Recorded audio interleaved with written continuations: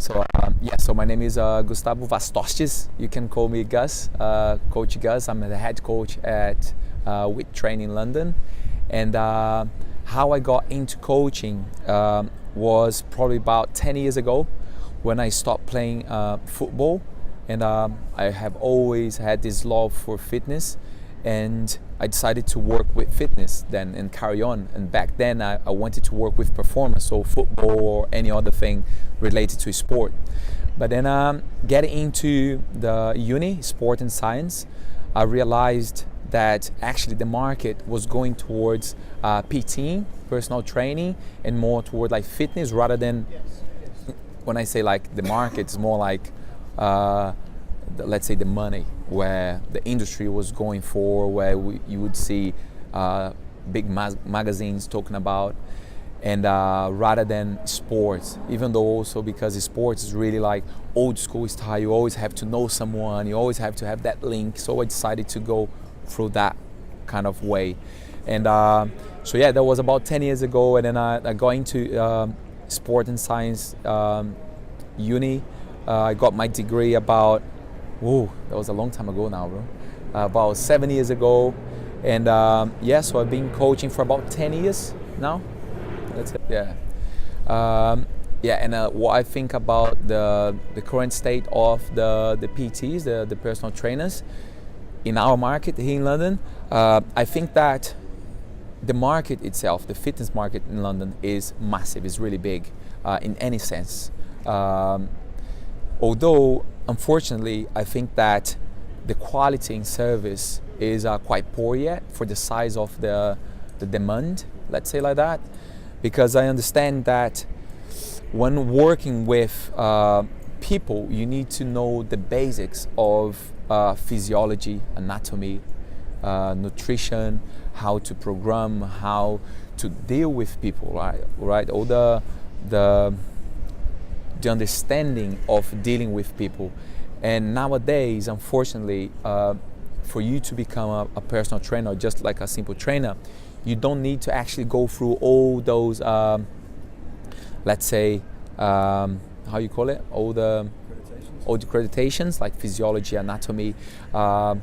You just do like 1 or 2 months of online course, or even like presential one, but like in 1-2 months. And I spent 4 years in uni, and even though when I left there was still so much to learn, I felt it like, oh my god, like I've been here for 4 years, but when I got in the market and then with all the challenge, everyday challenge, there was still so much that I didn't know. And now looking here in this market where people have like a 2-3 months course, and then they go out there and start to deal with people, and the worst, charge a lot for it. And then I kind of like I went crazy, because it's unbelievable to see that happening. People that maybe are not ready yet, and they not just go out there and deal with people's health, but also charge a lot for it. And that was why when I came back to London, I tried to bring this different way of looking at fitness, more in a sense of service, like how can we help changing people's lives, rather than how can I make more money from fitness, you know what I mean? And I think that's what really worries me. I think nowadays people are not really willing to learn as much as they need to, and keep learning as much as they need to be able to deal with these challenge, everyday challenge, different limitations, different levels of fitness. So unfortunately, that's our reality, I think. Yeah.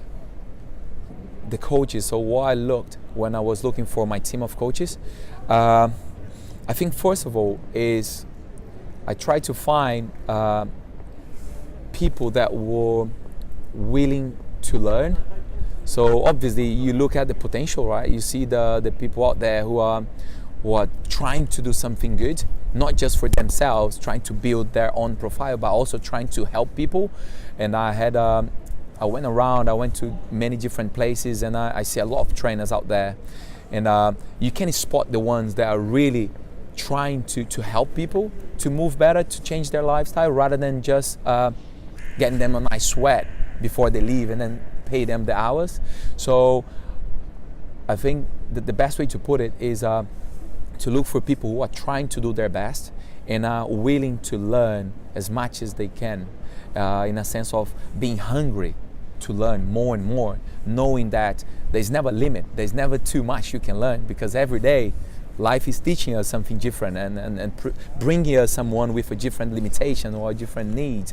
So back when I was, even though now I'm trying to build even more my team, right? Because we need always to keep bringing people into the market. I think hungry people, and also people that are willing to set the example. So once you work with health, you need to be at least in a way, you need to set the example of being a healthy person, not in a super athlete way. You don't need to be a super athlete to be healthy, but you need to have a healthy lifestyle, you know, in a sense of eating well, exercising, having an active lifestyle. And unfortunately nowadays it's quite hard to see that it's not what we see out there. When we sometimes look at trainers, they don't really all the time try to set that example, or do what I say rather than do what I do, you know what I mean? So an example, my team, all my team, like, I can guarantee you that all of them have this lifestyle, and they try to be better, and they have a healthy lifestyle. We're always training together. We have this really healthy community between us, and even if it's like for my market, which is more towards the strength and conditioning, or even any other market, I think you have to have those how you say, like a lifestyle, right? And I think this is the key. Well, my advice for people out there who are really willing to be a good coach and to become a coach rather than just a trainer out there, I think the most important thing is being humble, in a sense that you don't need to be shy to ask or to say you don't know.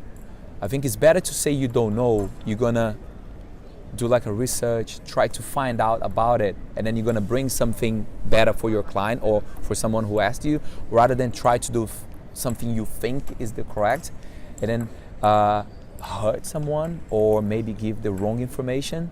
Because again, we have the power to change people's life for the good or for the bad. And when we're gonna give information, we're gonna do anything in the gym, from the warm up to the cool down, we need to understand that whatever we do here is gonna impact people's lives. So I think we need to be humble to stop and go find help, or to keep learning, or just to tell the client, oh, actually, sorry mate, I don't know about it, but I promise you next time I see you, I'm gonna know exactly what we need to do, and I'm gonna do it to my best. I think that's what we need to nowadays to build that in the community. I think that being a bit humble, let's say like that, I think that would be a start. Then obviously keep hungry, keep seeking growth, and keep growing this community, because we help each other. I think this is the basic. Everyone knowing a little bit. When we come together, we know a lot together. So I think that's the main point.